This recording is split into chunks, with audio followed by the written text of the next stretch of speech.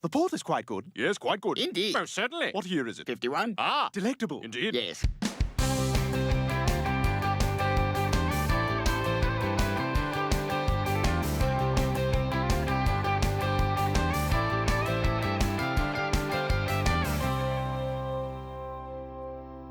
Hi everyone, I'm Luke Hector and this is The Broken Meeple, a show where I rave and rant about board games, but usually more the latter part if we're honest. We'll get on with the review in just a moment, but first my sponsor needs a quick word with you. As gamers, we find it hard to deal with empty shelves, some worse than others. You therefore want a supplier that has what you need at affordable prices and delivers on time. For me, that supplier is KIENDA. They offer a discount on bulk purchases as well as a point scheme for future acquisitions down the line. If there's a hot title you're after, chances are KIENDA's got it. Wingspan? Mine. Arc Nova? Mine. Eclipse? Actually, I hate that game, it's terrible, but you might like it. If you use the referral link in the description below and sign up for a new account, you'll get 5% discount on your first order over £60. So let's make gaps in your collection a thing of the past. Get down to KIENDA and start saving today. Thank you for listening and enjoy the rest of the video. Get on with it. So today we got a big one. This review is going to take me a long time to do and edit. I can see it now. This is Thebai. This is apparently how Google pronounces the name, so if you don't like it, well, blame Google. Seriously, publishers, can we just make games where the pronunciation of the title doesn't need to be Googled in advance? I mean, well, we had this one, we had Orloy.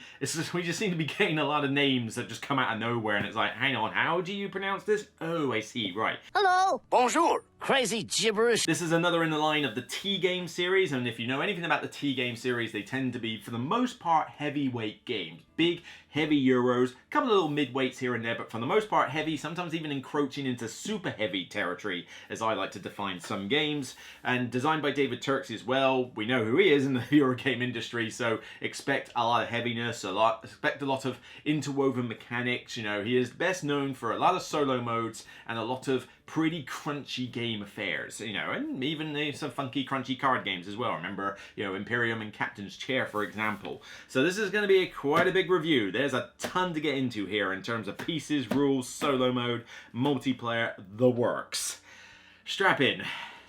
This is light. Quick little disclaimer before I start. You'll notice that this is packaged a bit differently from the normal copy. That's because I got given a few folded space inserts at Essen, and so I decided to manufacture the insert for this one as well. You can check out my Instagram if you want to see a bit more detail as to like the insides of the box. Suffice to say though, this insert is pretty damn good and does the job nicely, but we'll talk more about the organization of everything in the future.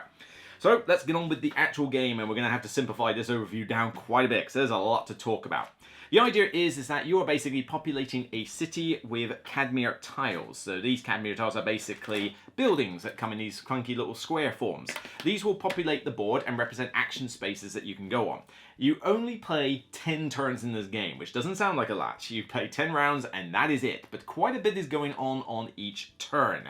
What you can do is you can place a die down on the board and they slot in between the different Cadmea spaces or alongside one, and with this die you're allowed to do one or two of the actions alongside it if you're willing to pay the money.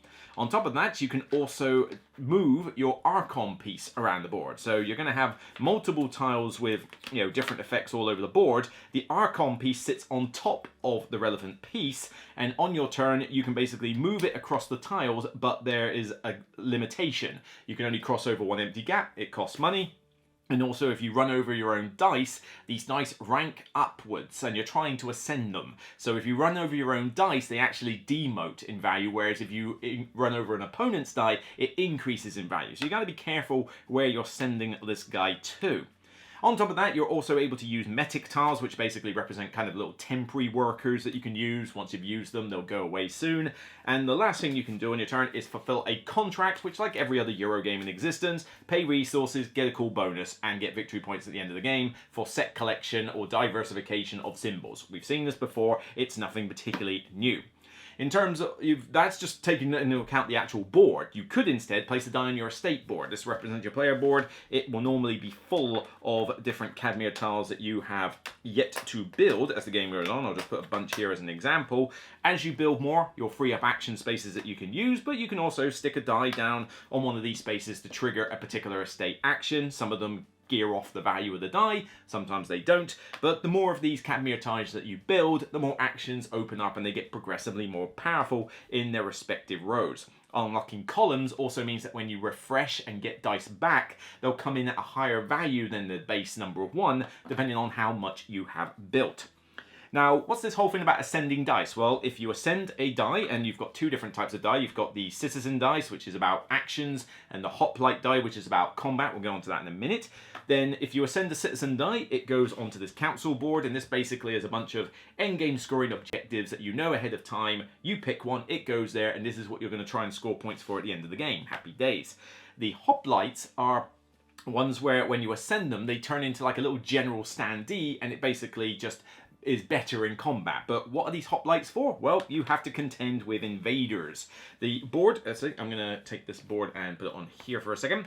The board is broken up into rows, so at certain points during the game, there's going to be an invasion from an outside force on certain rows, and the hoplite dice, the warrior dice basically, that sit on the row, will defend against the invading force. It will have a base strength value modified by a card that you won't see in advance, and you'll get victory points for how well you beat it. You'll lose victory points if you lose against it, and you'll get a little bonus from its respective gate tile that's on there. And if you did the best in the battle, like I contributed the most, people will remember my name, you get the tile, and it helps with contract endgame scoring. So there's a lot that can potentially happen in your turn.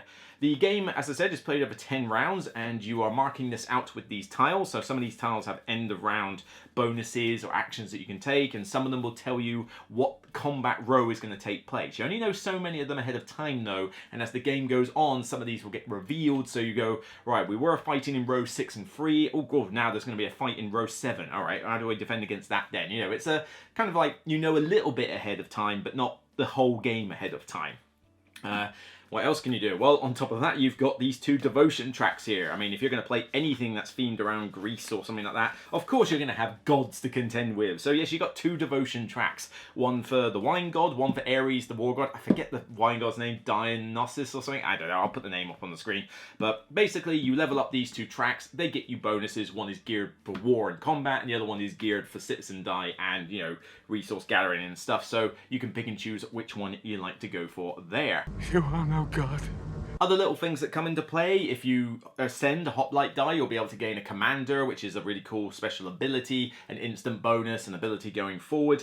But then also when you build these Cadmea tiles, they've got roof colors on the corners, so that when you place them on the board, if you can match the colors up with adjacent rows and that, then you basically get, you know, some other little bonuses. It's basically a 10-round game where you've got to maximize as much as physically possible that you achieve in each of the 10 rounds. You know, you've got to be hyper efficient, you've got to get an engine going, you cannot have mediocre turns, it's just not going to be good enough. This is going to reward, you know, highly strategic and highly adaptable play. You carry on through the 10 rounds, of which a lot of the points will be scored during the game, but then at the end, you will score for having those icon sets with the contracts, you'll score for any endgame bonuses off your estate board, and anything on the council board that I mentioned earlier, you will score in the respective one, and this can be anything from like placement of tiles to unloading your board and rows, you know, going really high up the tracks, getting loads of contracts, you know, pretty much every aspect of the game you can score for. You've just got to get there first, and you can only do that by ascending citizen dice, and once you do, you get first dibs on where you want to go. So it's a bit of a race to get on this board in order to score a decent amount of points from there. Once you've done the 10 rounds, total up your end game points is there, and then of course the one with the most. Of course! A fairly simplistic overview, but funny enough, this game is one more about the options rather than the amount of rules it has. Surprisingly, when you learn this game, there's not a lot of rules to learn. I know that seems weird for a game that tries to quote like 2.5 hour plus time length and has all of these different options and thinginess and is designed by David Turksey, but no, there's actually not a ton of rules in the game. When you read through the rulebook, it is only about, say, 16, 17 odd pages, and most of that is to deal with the, you know, some of that is appendices and 2-player game, but there's only so much for the actual main bulk of the game itself, which is kind of surprising, really. This game is kind of designed with a sort of vertical standpoint in mind rather than the horizontal one, and what I mean by that is you can imagine a heavy horizontal game having a ton of rules that you've got to learn, but only so much depth. This one is definitely going from that whole vertical standpoint where there's only so many rules, but boy is there a lot of depth when you're trying to drill down into it. And that's kind of like this game's major selling point. It's definitely going to be one for the heavy, super heavy fans of these tea games. You know, you cannot play this as a casual game. I'm going to stress that right now. This is not for you if you're in that target audience. You know, there's a lot of options that you got to contend with, and each one is of paramount importance. But, you know, surprisingly, when you're doing the teach, there's not a huge amount of rules to necessarily teach. And even when you're learning the game itself, there's surprisingly not a ton to read. The rulebook could have been better. It's a little hit and miss. There are certain icons that, you know, I don't think get mentioned. There's a couple of rules that are a bit hard to reference here and there. I think maybe the layout could have been slightly improved, but it's not bad. I've seen much worse, you know, in terms of rule books for these tea games. This one's definitely, I think, on the sort of the higher end of being, you know, clear enough to read. But yeah, it's still not perfect. But I was just kind of surprised that when I had to teach the game, it's like, oh wow, I don't actually have to teach that many major rules. And the reference aids do a decent job of giving you a good, sort of fairly detailed reminder of how the rules work. I mean, it goes into step-by-step detail of how the Archon bit works, how the die, placing the die out works, the refresh step, how to fulfill a contract, you know, that sort of thing. And then even for the conflicts, where you've got to write, right, okay, who's got what power, what's the invader strength, who won by this much, who gets the reward, etc., all laid out in a nice step-by-step guide. So from a rules perspective, it's surprisingly quite, I don't want to say the words straightforward, meaning that this is like an easy entry game or anything. It surely it bloody well isn't. But it definitely just felt a bit more, I don't know, elegant? I don't think any of us expected him to say that. Production-wise, it ain't half bad either. I mean, you've got a lot of different custom dice with, you know, all the faces on them and all the different numbers. These Cadmea tiles are really, you know, these are very solid. You're a monster! Wooden tiles. I mean, this is only just a few of them. You know, you got about 10, you know, was it like 3, 6, 9, you know, 9, 10 or 11 of these in the box. And yeah, they're pretty sweet on top of the neutral ones. This is just like, cool. They feel good. They're really nicely produced. I like these. The round tiles, etc., you know, all pretty good. You got little standees for the commander. It's kind of weird that the standee for the commander, you know, doesn't cover up any important information, but then the one for the general tiles, the ones where you ascend a hoplite die, for some reason cover up the number when you use them. That's kind of weird, but it's a minor blemish. I mean, it's pretty easy to tell what number it is. But everything in here, even though that you're using cardboard tokens for the resources and that, is just produced to a pretty high standard. You know, there are some blemishes here and there. I do think that some of the graphic design could have been improved in some respects. Well, we'll talk about that maybe a little bit later in the negative section. But yeah, production-wise, you're paying a decent amount of money for this game, and it weighs an absolute ton when you get hold of the box. But that's just because there's a lot of stuff in here. But again, we'll talk about setup and the graphic design a little bit more in the negative section. I want to focus on the pros, if I may. The thinkiness, the amount of options, definitely a bunch going on here. I mean, you've only got 10 turns. You've got to make the most of these 10 turns. And the options that you have available are plentiful each round. I mean, there's a lot to consider. You may think, well, I've only got to put a die on here or a die on my estate board and move a piece. How bad can that be? But you've got, you know, an evolving state of different action tiles on the board itself. But you've also got your estate board that you're emptying out as well. So it's doing a good job of giving you a lot of different ways to approach the situation. Here, I know that there's a combat coming up soon. If I don't participate, I lose a ton of points. Okay, well, how can I just get something over there? I could do it off my estate board, but maybe there's a contract I've got here that lets me put a die out. I could play this one. If I can get that fulfilled, do that before the Archon's turn. Then when I put the Archon out, I can trigger this, which would get me something else to use next turn for that objective. That would be pretty sweet. Oh no, I've gone cross-eyed. Oh blimey, you need to think a few turns ahead in this one, and there's definitely a lot of combo chaining opportunities here. You need to be able to, you know, structure your turn in such a way that it's going to be the most beneficial. And because you can do these contracts in between the action steps, the only thing that is desperately in sequence is you must refresh, you must place a die, and then you must move your Archon piece. The contracts can happen in between the steps though. So you actually get situations where you'll think, well, hang on, let me just put the die out first, trigger this, right? That gives me some of the bits I need. Right, now I can do this contract here, which now lets me level up on this track. By doing that, I can promote the die over here, and then that means when I move the Archon across this piece, I can actually promote that one, ascend it, get it on the council board. You've got to think about these kind of things, and it's rewarding. It feels good to get a turn when you are able to achieve so much. Granted, it's also pretty debilitating when you have a turn that felt like it sucked, especially when you've only got 10 of them, but if you're able to plan your turns well enough, you do feel like you're achieving a decent amount. And with the board state changing as the game goes on, with the tiles of who's blocking what tile, what dice are in between them, what new stuff has been built, it's got a good evolving game state and a lot of thinky options. It's not sandbox. We're not saying that, oh yeah, the world's your oyster, you can do pretty much whatever you want. There's going to be restrictions, and this is a very resource tight game. I mean, you've got grapes, pottery, and bronze, I think is what the armor is, although somebody refers to the armor as abs. I can kind of see why, because it basically looks like the armor has a six-pack. It's kind of weird, but is that what the armor was back then? But, oh well, I'm not a history expert.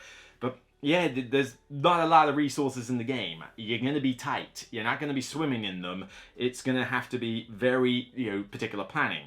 That being said, that does lead on to a negative we'll get onto soon. But yeah, for the market that is into really heavy, crunchy euros, you're going to get your money's worth here. But this is why I'm also saying that this game is not for casual euro players. If you thought, Teletum, and that kind of thing, Teletum and Tekenu, if you thought they were plenty heavy enough for you, then don't touch this, because it's just going to completely overwhelm you. There's about as many thinky options as you have here, and stuff like the Taiwan Suyu games, the ones with a million different things going on. I was like, ow, okay, what should I do? What's the best option? And because you've only got 10 turns to do it, each one, you get something wrong, it's going to have long-reaching effects, because one turn is a tenth of your game. So getting it wrong really is pretty detrimental. So by all means, you can give this one a try, and I think for a heavy Euro market, there's going to be a lot of people that are interested in this. Certainly the reviews coming out are certainly hinting that way. But if you're on the fence about whether this game's going to be a bit too heavy for you, you might want to step back. Replay value is pretty strong overall, because you've got your tiles here, but they're different for each player color. There's subtle differences between the effects that the green player has over the red player. So yeah, you may have your preferred player color, but you might want to change things up now and again, so you've got different buildings to work with. They're also going to be rearranged randomly on your board to start with. So just because you built this one last game doesn't mean it's going to be on that side of the board to build in the next one. And, depending on what everybody else builds, it's going to open up different actions. But in terms of paths to victory, there's quite a decent amount of ways to get VP here. I mean, you could focus so hard on warriors. I get all my warrior dice out, they're really high level, get the generals out, get some commander abilities, completely muller the invaders for extra victory points there, and level up on the Ares track. Next game, complete opposite. I'm just going to participate in the combats. I don't really need to. I'm going up the wine track. My estate board is going to be a thing of beauty. Everything gets built. Got all these cool actions here. And you know what? Most of my dice are going to be on here rather than the board. Another game, focusing on getting council objectives. I mean, you should try to get some council objectives, but you might just get a couple on there and be okay with it. Or you might do what I did in the last game I taught, which was focus hard on the council board. I was just like, I need to ascend the citizen dice quick and fast now, and then build towards those things. And that worked out pretty well as well. So there's a lot of different ways to approach the game. I mean, even just going for some of these end of round objectives can be pretty good. Here you get victory points once or twice if you want to spend the resources of the value of all your citizen die on the board. You might just think, you know what, whatever it is I'm planning to do, round 8, I need to make certain that I have got, a ton of dice on the board that are of high value, because that could be a good 12, I'll say that's, I don't know, 8 to 12 point gain over somebody who just had one die on there and it was only level 1. It can be a sizable leap, but it does open up a lot of different ways to play. Even the contracts. You're a bit confused, a little bit like, oh my god, I don't know how to deal with the war and all this lot. I'm just going to go and farm contracts constantly. Just get resources and farm contracts. Do it. Just make that your thing. I mean, there's some estate actions that are perfect for that little strategy. There's some estate actions that are perfect for the devotion track. Some that are better for war. Some that are better for building. There's a lot of different ways to approach it, regardless of whether you're going to build stuff or put stuff on council tracks or even care about the two gods. You don't get a huge amount of variety, say, in the end of round tiles. These are going to rinse and repeat a lot of times, particularly the bonus ones, and you only do 4 out of the 4 combats, so some of the rows aren't going to actually get a combat round. But yeah, so there's some things on rinse repeat here and there. You know, the blessing tiles won't change. The contracts they'll come out in different orders each time, but they are unique. But at the end of the day, you know, you're going to see a lot of these each time. So it's not like the most amount of replay value that you can get, but because the game state is going to change each time, it is going to give you a bit of a different experience each time, particularly if the other players are also going to try all sorts of weird and wonderful things. Hooray! People are paying attention to me! Screw continuity, I had to remember to put this in the good section. This is another aspect of the game I quite like, with the player interaction side of things. Yes, you're not necessarily directly affecting a player, but you've got this evolving board state, as I mentioned. So when you're placing dice, you're looking at cool places you can put your dice, because you want to see... Right, well, let's see. You've got your Archon piece there. If you're going to put it there, and you can't take it off the board with an effect, you're going to need to move it to other actions. And I think you're going to be doing this. So therefore, I think you're going to wander over my dice. And I think putting my dice central in this grid of tokens means that people are going to wander over my dice quite often. You know, if I can find a way around it, that's cool. And it adds a little bit of an interactive element to the game. However, this does have a corresponding negative point, but I still think the good outweighs the bad here. The problem is that the player scaling is a bit hit and miss. In two-player mode, you get this like herald cards that come out and try and make things a bit more interesting. But even then, there's only two of you acting on the board. It solves the time issue. We'll get onto that a bit later. But it does mean that there's only so much going on the main board that I don't think two-player is the way to play this.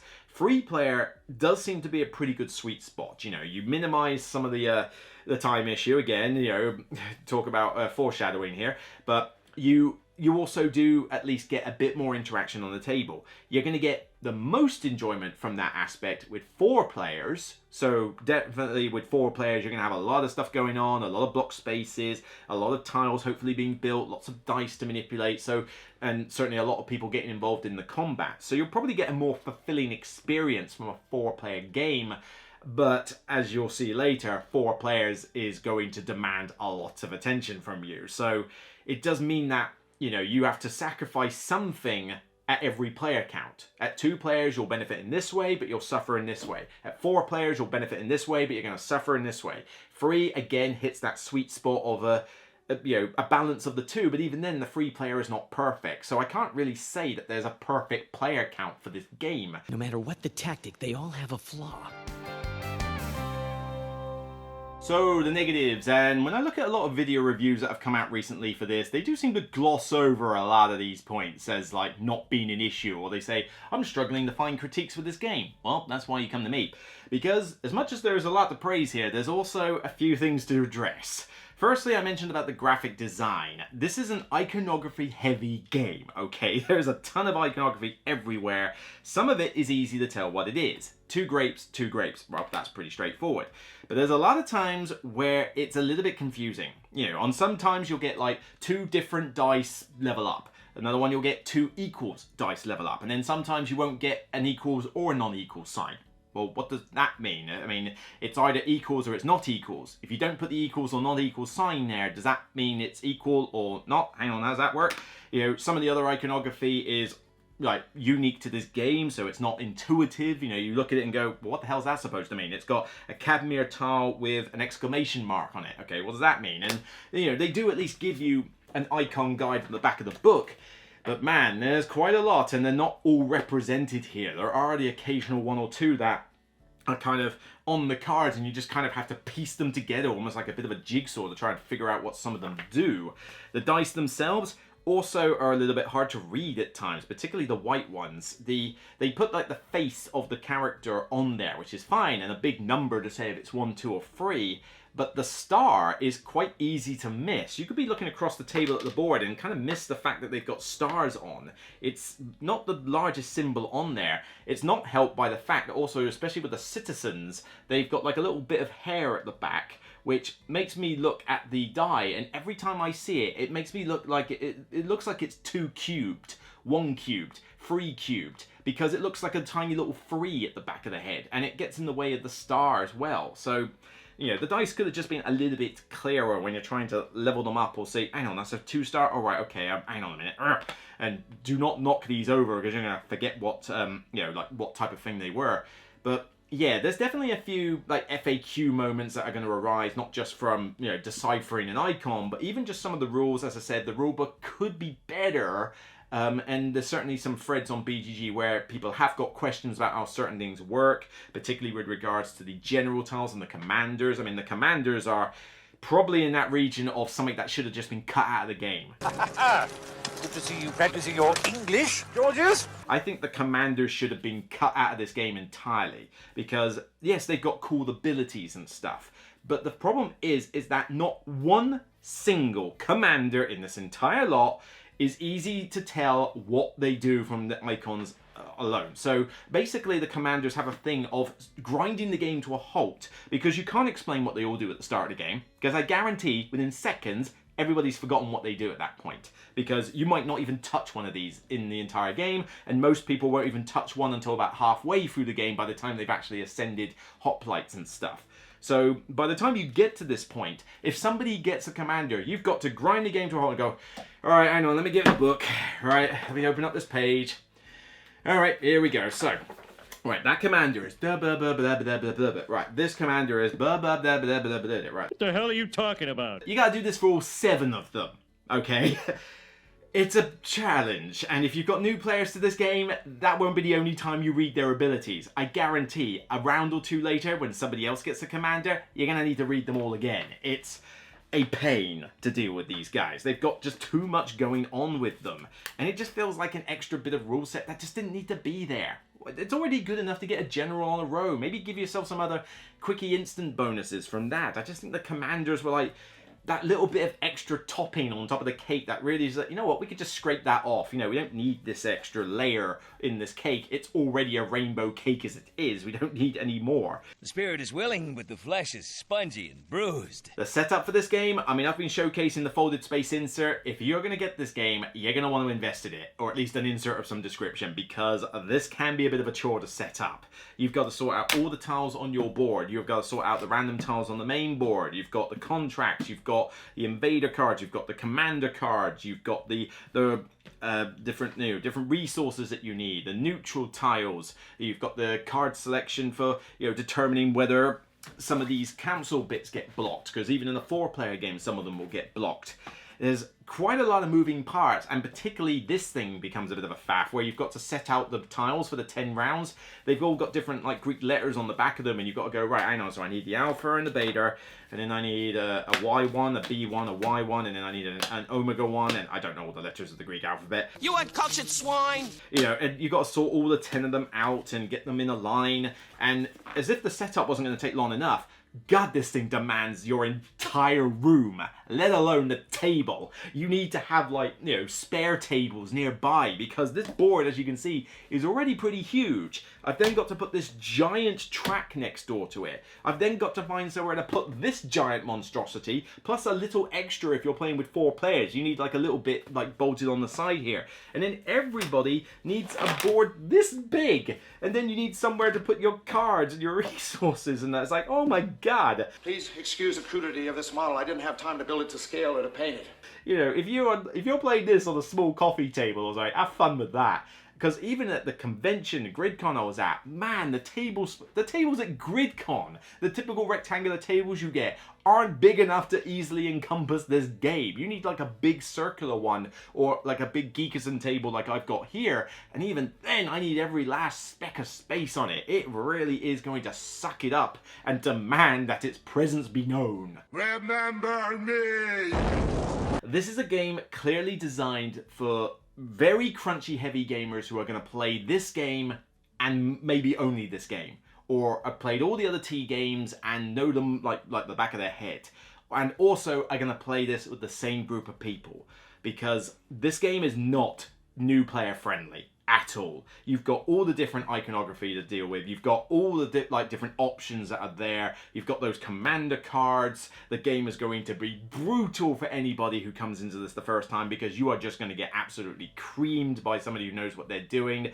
And it generates some of the most chronic analysis paralysis and downtime that I have seen in a Euro game. Possibly the most I have seen in a Euro game of this year. Excluding something like a Europa Universalis or whatever, you know, the giant Civ games. If we're just talking a heavy Euro game, I haven't come across anything this year that generates as much AP and downtime as this one does, because all the options are going to freeze players. It's going to be like, oh great, what the hell should I even do on my turn? You may have time to plan your next turn, but only to an extent, because new tiles will come out, contracts will get taken, you know, dice will ascend and descend and whichever. And your die might have ascended sooner than you thought it was going to. You know, a space that you want to use on a tile might suddenly get covered up by an Archon, in which case you now can't use it at all. And so, you know, you have to be able to think tactically and adapt at times, which is fun from a gameplay perspective, but it means that people just cannot plan a lot of their turn ahead of time. You know, half of it they can, half of it they can't. And it overwhelms people so easily. You could be waiting a long time for somebody to think about what they're going to do, and anybody who suffers from analysis paralysis needs to stay the hell away from this game and not even touch it with a barge pole. But even added onto that, the downtime is pretty heavy as well, because there is not a lot of interaction, you know, in terms of like, oh, I need to be really concentrating for this on your turn. Yes, you do have some extent of that with, okay, are they leveling up my dice? Maybe I've got to ascend something and I need to be able to adapt if somebody covers up my action. But, you know, you could be sitting there waiting a long time for your turn to come back round, particularly in 4 players. 4-player games of this at GridCon were taking as long as a 4-player non-teaching game of Tricarion. Okay, if you know Mind Clash games and you know what Tricarion is, you know that that is a big mammoth beast of a game, okay? Games of that were comparable to this. This is a long game. Here, I mean, the box tries to claim 90 to 150 minutes. I'm pretty sure the designers can play it in that time. I'm not sure anybody else on the planet Earth is capable of that. But your weak link is, this is Earth. Yeah, 2.5 hours for a 4-player game of this. That is not happening. If you played this game 20 times over, maybe.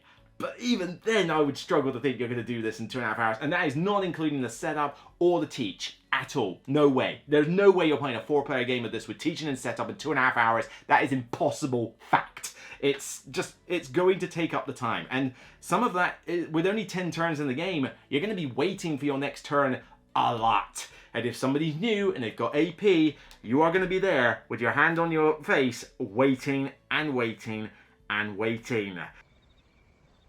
How long is this going to take? And when you get to your turn, you may not have as lucrative a turn, so that it just feels like the wait wasn't worth it. Because some turns can be very lucrative for a player, but then it becomes a nightmare to track what it is you're doing. It's like, right, hang on, so I've played this down, so now that triggers those 2 effects, which is now going to make that ascend. Right, okay, when that ascends, Joyce, I'll get that one. This commander lets me do this every time I put on the state board, so I get those. Right, now I can fulfill this contract. Right, well, this one's now letting me, you know, build something from my thing, which goes on the board. Right, that will trigger the effect of the tile, so that keys off. Also, I'm aligning myself with purple and brown rubes, which means I get those bonuses, which now ascends that hoplite die. Oh my god, some turns you are just wanting to scream out. It really can drag out like mad, and it would have been nice maybe. I think it would have been better if they'd split the turns up. Had it so that you had a phase where after or before every turn you do, you can do a contract. So that's fine. But first up, you do the die action. Next player, die action. Next player, die action. Next player, die action.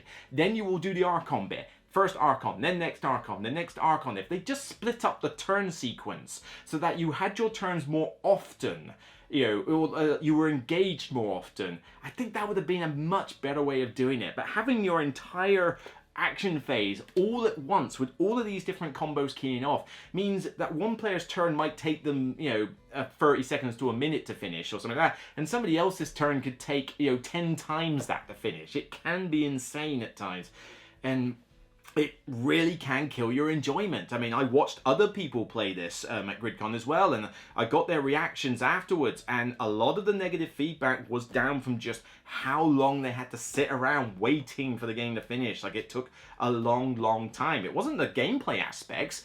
Gameplay aspects were pretty sweet. I heard a lot of positives about that, and even I'm saying that the main positives of this game are the thinky, crunchy aspects of it.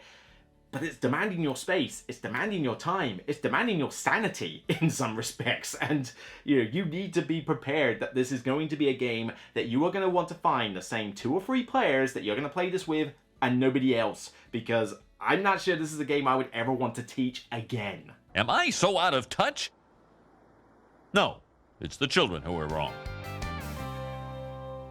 So now we get to the solo mode, and if you know anything about David Turksey, I mean, not so much about the new designer, yeah, that. Sorry, I'm not great with these kind of names. But, you know, if you know anything about David Turksey particularly with his solo modes, in the past, they've tended to be very overwrought designs. Really good designs, but oh my god, you're going to need to read an encyclopedia of knowledge to get them and have the flow chart of decision priority spacing on your wall that you can refer to at a moment's notice. You know, they were quite detailed solo modes. You know, even from like Captain's Chair and Imperium recently, I was like, they're quite detailed. Surprisingly, this one isn't anywhere near that kind of level by comparison. There's only a small rulebook here, and some of that is, I mean, there's a wasted page for a picture there, why? And, you know, some iconography, like, referencing on the back, but there's only really about, say, 3 pages of actual main rules, and then a bit of setup and that. And some of the setup is mostly utilizing components from the 2-player mode, which basically has these cards that come out that, you know, put like random stuff on the board to make it so the board is like filled a bit. But yeah, it's just like, okay, fine. I mean, this does actually feel like a game where if you told me that this was a solo mode, I wouldn't have thought David designed it, because it's like, it's too short. It's too short to be a David Turksey solo mode. But yeah, it you know, granted it's co-designed, you know, in this respect, but the rules for it are, you know, relatively easy for you to get going if you're familiar with the actual game. I certainly do not recommend you try the solo mode without actually trying the game first. But the solo mode rulebook is the, like, big miss here, though. Because, yes, it's short, but it makes me feel like they spent more time on the main rulebook, and then this was kind of an afterthought, or maybe done by a different committee, because there's a lot of stuff in here where I was asking FAQ questions for certain aspects, particularly with the way that the AI prioritizes certain things or does their turn. I mean, they use certain cards to determine priority, but even then you get some FAQ moments of, oh, hang on, well, what do they do in that instance then? And, you know, why would they do this? Da, da, da, da, da. And it just feels like maybe this rulebook needed a rewrite. You know, it's not, you can still play the solo mode with it. It's not, like, really horrible and bad, but I struggled a bit with this rulebook, and I didn't struggle anywhere near as much with the main rulebook, but this one, I don't know, just felt a little bit like, maybe it needed to be a slightly bigger rulebook, or maybe it just needed, you know, a little bit of a, kind of like an editor just to go through and just go, hang on, that's phrased a bit weird, or maybe we can, you know, do another big example, or maybe just reword that slightly. It's just like, maybe like, you know, humans wrote the main rulebook and then they got AI to write the other rulebook. It kind of has that feeling of, I swear these were done by 2 separate committees here. But the solo mode is actually not too bad. The AI is cheaty in the sense that it doesn't really care about resources and things like that. But it basically, you know, has its dice, it will level them up, it will join in combats, you know, it gets into combats a lot easier than you will, so there's definitely going to be a factor there. But you still do all your stuff, you're still using the actions and dealing with your board. They don't have an estate board, so they're just basically putting tiles on in various places to score points for matching colours, etc. So it's cheaty, but it's done in that way so that it can basically, you know, be relatively easy to pilot. And so short of those little blemishes with understanding some of the rule sets, it is actually, by comparison to a lot of T games and that in the past, a much easier solo mode to pilot than, you know, others have done. And Mark Dainty's done a, Not Board Game has done a solo review as well. Like, he didn't particularly struggle too much with piloting it. I mean, he plays solo games all the time. I still don't believe you can play the solo mode of this in 90 minutes.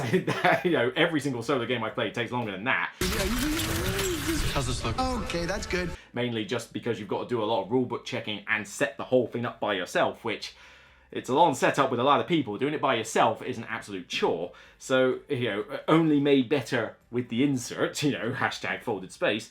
But yeah, there's a few little things that get in the way of it making it a smooth, elegant affair. It's just, by comparison, a much easier affair. You'll still do a lot of the crunchy gameplay, and you'll still be able to enjoy the main sort of strategic and tactical aspects of the game through solo mode, so that's always a good thing. Here's the elephant in the room, though, and I am not alone in this. Go on BGG and have a look at some of the threads in there. The difficulty rating of this game is on a scale beyond human comprehension. You know, most difficulty ratings in games should be easy, normal, hard. And easy should be beatable at least 3/4 of the time, if not more. Normal should be the 50-50 sort of ratio, and then hard should be lower than that. That is how difficulty ratings should be done. The easy rating on this, and I mean the easy rating on this, is kind of basically like being kicked in the nuts, repeatedly throughout the whole game, and then expecting to be able to tap dance the fandango when you're done. Just give us a fucking 10, you son of a bitch! It's barbaric in how punishing it is. The score for the AI is quite swingy, because the stuff it does will just influence its points. A bit like how Galactic Cruise was quite swingy with the AI. This one has that same problem with the AI in it, where the points just are arbitrary, like really high or really low. But, I might have one game where the AI scores, 150 odd points, and I get close enough to that. But even then, it's a challenge to get to that many points. And this is on easy, but there are times when the AI on easy mode can reach the high hundreds. It's over 9,000! What, 9,000? There's no way that can be right! And it's just ridiculous that players are expected to keep up with it, because it can't. And the excuse that I've heard, or that what it seems to be, is like, well, one of the designers, he got like 211 the other time, and regularly when we've done testing, players have got to 170 plus. Yeah, if you're testing this with people who have played the game religiously, of course they're going to have high scores. Hello?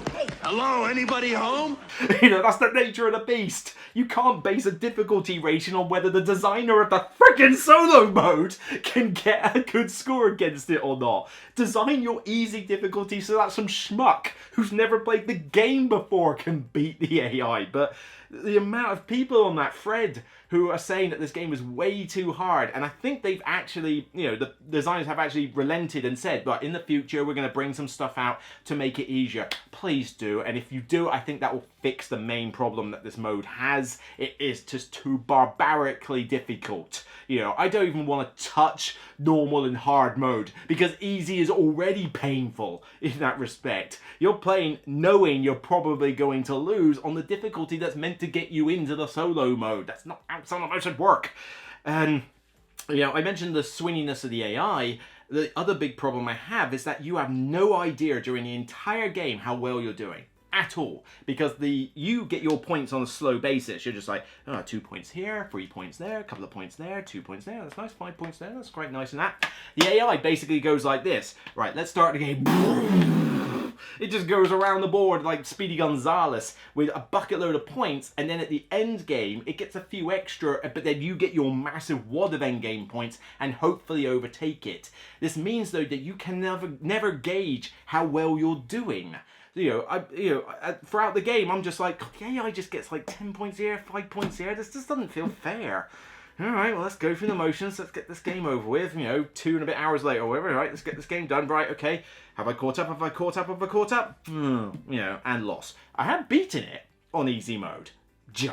I mean, it is not easy to beat this AI, so I have beaten it just on easy mode. And I can beat players in multiplayer with half-decent scores and win by a decent margin, but the AI is just consistently playing like a decent expert player at this game, and you just struggle to keep up with it. You will never keep up with it during the game, so whilst it's miles ahead on points, you don't know if I'm playing this well or not. You just have to wait and see until you get to the very end and see if you catch it up. And honestly, I would have much preferred it if you were kind of neck and neck for a lot of it, but you could kind of gauge what their endgame score was going to be. Not have this really debilitating feeling that it's basically almost a bit like a tortoise and hare scenario where you're going nice and slow, the hare runs on miles, and then somehow the tortoise catches up to it at the end. I don't like it when scores do that. And it's not just, it may sound like I'm just ragging on this particular game for it. Remember Frostpunk? One of my favorite games, Frostpunk, such a great game. Thematic, great, but by God, it was too difficult out of the box. I mean, it was way more punishing than even the video game was. What did they do? They brought out an easy set of difficulty cards to use, and now I use them in every single game. And suddenly that problem is fixed. That's all they need to do with this. They just need to find a way to bring the AI's difficulty down a few notches, I mean, if you want to call it sissy difficulty, then fine. Some motherfuckers are always trying to ice skate uphill. We want to enjoy the solo mode, and a lot of the solo mode is still enjoyable. Just make a difficulty that's a bit more, shall we say, realistic. Whew. Yeah, this is a big one. This was a lot to get through, and certainly I got very, shall we say, excited during the negative stuff, and certainly the solo mode aspect, but that's not to downplay what this game does well. And it does do a lot of stuff well. You know, for a game that has this much depth, I expected there to be a lot more rules complexity with this, and there really isn't, and that is a solid plus point for a heavy game. You know, a good solid heavy game should not be wrought with too many complex fiddly rules. It should be one that you can get stuck in, and then you're rewarded for multiple plays, for getting into the depth, for, you know, really honing your skills at this, which clearly the ones who designed the solo mode have already done. But you know, and it's got a lot of good crunchy things to it, a decent amount of replay value, lots of, you know, very good combo chaining opportunities here. They could have trimmed the fat down a bit, certainly. I think the commander card should be gone. I think that should be entirely scrapped and replaced with something a bit more streamlined, one that doesn't require me to go into the rulebook and check its iconography all the time. And some of that does get in the way. The graphic design is not the most intuitive, really, and you're having to check the rulebook for how certain things work quite often. But, you know, those all sound like negatives. The crunchy aspects of what you do in this game are still really, really good. You know, there's still a lot here to reward heavy gamers, and I like heavy games. Do not use that argument that I don't like heavy games, people. Seriously, it's getting old.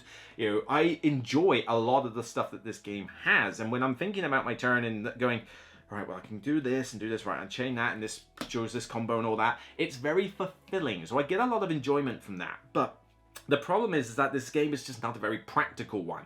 You need to have the same group of people playing this. You can't teach this to new players. You know, the game is going to take you a good, you know, 4 hours odd to get through a 4-player game of this when you're teaching new, and it's just going to be too much downtime, too much AP, and just too much of a barrier to entry to make this something that I would want to bring out on a regular basis. But I totally get the market for this game. You know, there's going to be people out there that are going to sing the praises of this, and I can see why. From a mechanical standpoint, this game gets a lot right. It just needed to really trim a bit of the fat, hone down some of the rule sets in places, and find a way to make it so that you're not waiting an eon for your next turn before you actually get to deal with anything. Especially in a game where you only have 10 turns. You can't have stupid amounts of downtime in a 10-turn game. It kind of destroys it. And I would have liked the solo mode to have just been a bit less punishing and a bit more less like, oh, if the designer can get 200 points, therefore the game's on easy mode. No, that's not how it works.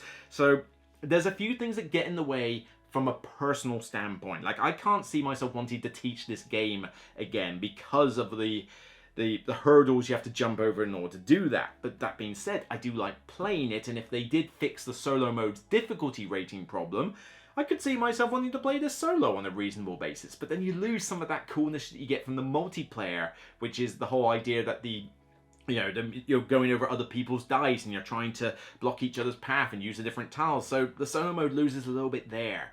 It gets a lot of things right, but the negatives are pretty big negatives for me. So I can see people giving this really, really high ratings. For me, I'm still giving it a good rating, but not quite good enough for a seal on this one. This one is a very high 6 out of 10. It's above average. It's, decent. It's a decent game. If somebody wants to play it and the players know what they're doing, I'd be willing to jump into this and play it, and I would get a decent amount of enjoyment out of it. But they gotta fix that difficulty problem with the solo, and then I would jump into that more often.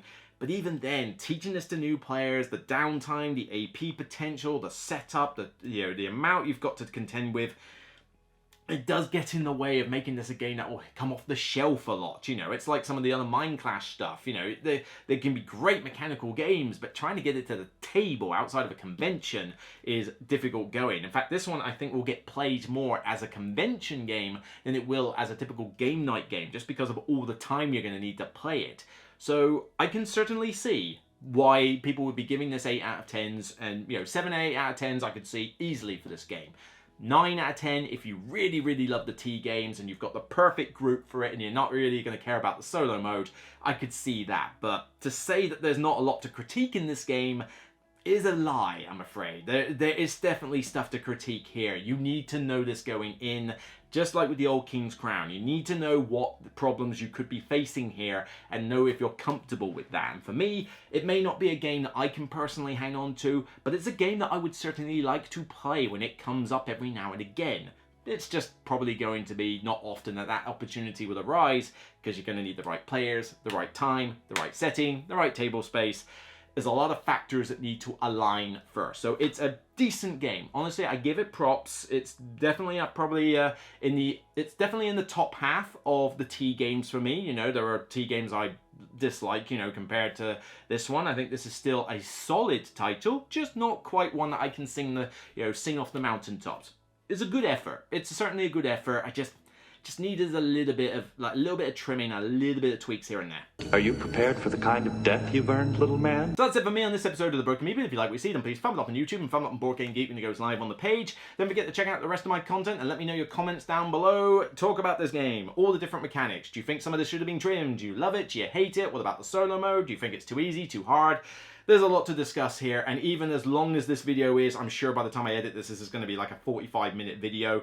You know, there's still more that could be covered. There's a lot going on, you know, for good and for bad. You know, I want to get your comments down below and see what you have to say. So take care, and remember, regardless of whether you think your armor should have a six-pack or not, it's still only a game. So bye for now.